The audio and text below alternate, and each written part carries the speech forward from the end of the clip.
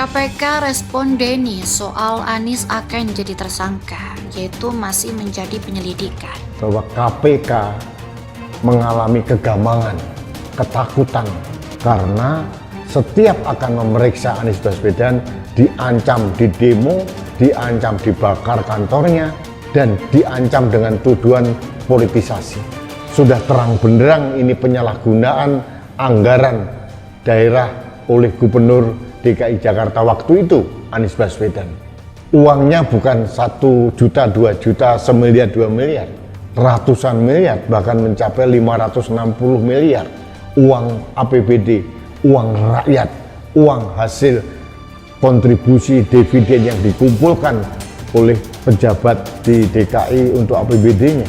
Saya menghindari jangan sampai justru ini terjadi, karena kalau terjadi bisa menimbulkan potensi yang tidak saya harapkan, menimbulkan potensi protes dari pihak-pihak pendukung Anies yang tentu saja kita harapkan tidak mengganggu proses-proses capres, karena kan pendukung Anies juga artinya juga tidak sedikit. Jadi lagi-lagi mengantisipasi kemungkinan-kemungkinan ke depan ya. Kita adalah penegak hukum, semua proses hukumnya berdasarkan hukum dan alat bukti.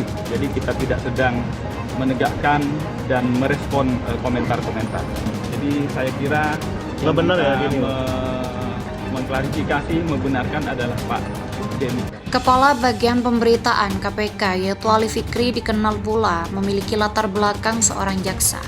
Komisi Pemberantasan Korupsi atau KPK merespon pernyataan advokat yang pernah menjadi Wamenkumham, Denny Indrayana, soal rumor Anies Baswedan bakal segera ditetapkan jadi tersangka dalam kasus Formula E yaitu di Jakarta. Kepala Bagian Pemberitaan KPK, Ali Fikri mengaku pihaknya tengah melakukan proses penyelidikan terhadap kasus Formula E yang disebut menyeret nama mantan Gubernur DKI Jakarta yaitu Anies Baswedan. Sejauh ini masih pada tahap penyelidikan, ujar Ali merespon pernyataan Denny. Ali mengatakan tak akan menanggapi pertanyaan Denny lebih jauh. Pria berlatar belakang jaksa itu juga menilai pernyataan Denny hanyalah sebuah asumsi saja. Kami tak akan tanggapi pernyataan yang berbasis asumsi dan persepsi, sekalipun kami hargai itu sebagai suatu hak kebebasan berpendapat, kata Ali.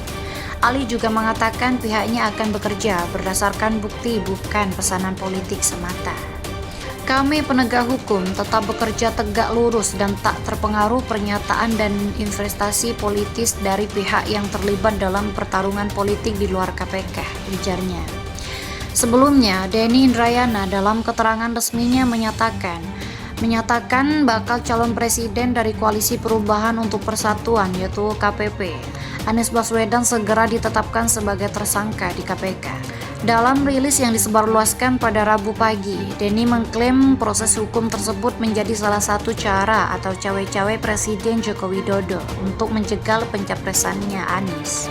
Setelah KPK 19 kali ekspos, ini pemecah rekor. Seorang anggota DPR menyampaikan Anies segera ditersangkakan, semua komisioner sudah sepakat, ujar Denny lewat keterangan resminya pada hari Rabu. Makin terbaca kenapa masa jabatan para pimpinan KPK diperpanjang MK 1 tahun, yaitu untuk menyelesaikan tugas memukul lawan oposisi dan merangkul kawan koalisi, sesuai pesanan kuasa status quo, sambungnya. Denny yang sempat menjadi pengacara tersangka kasus korupsi Mardani Maming ini menyatakan setidaknya ada 10 upaya dari Jokowi untuk menggagalkan pencapresan Anies. Selain lewat kasus KPK, satu lainnya juga melalui langkah politik Kepala Staf Presiden Muldoko yang hendak mengambil alih Partai Demokrat.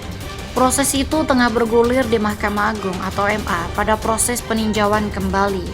Sementara itu, anggota tim 8 Koalisi Perubahan untuk Persatuan, yaitu KPP, yang memperjuangkan Anies jadi capres di 2024 nanti. Sudirman Said mengatakan Denny tak mungkin mengarang dalam membuat pernyataan karena seorang intelektual. Prof Denny itu hampir seluruh yang dikatakan itu menjadi kebenaran ya. Ya, dia seorang intelektual, seorang akademisi lah, tidak mungkin mengarang-arang cerita, katanya. Kata Sudirman di Jalan Brawijaya, Jakarta Selatan. Sudirman menyebut apa yang disampaikan Denny semacam peringatan, namun ia berharap Anies tak menjadi tersangka seperti yang diungkapkan oleh Denny. Pokoknya kita berdoa itu tidak terjadi dan hal buruk itu tidak terjadi, ujarnya. Sudirman juga berharap penyalahgunaan hukum tidak terjadi di Indonesia.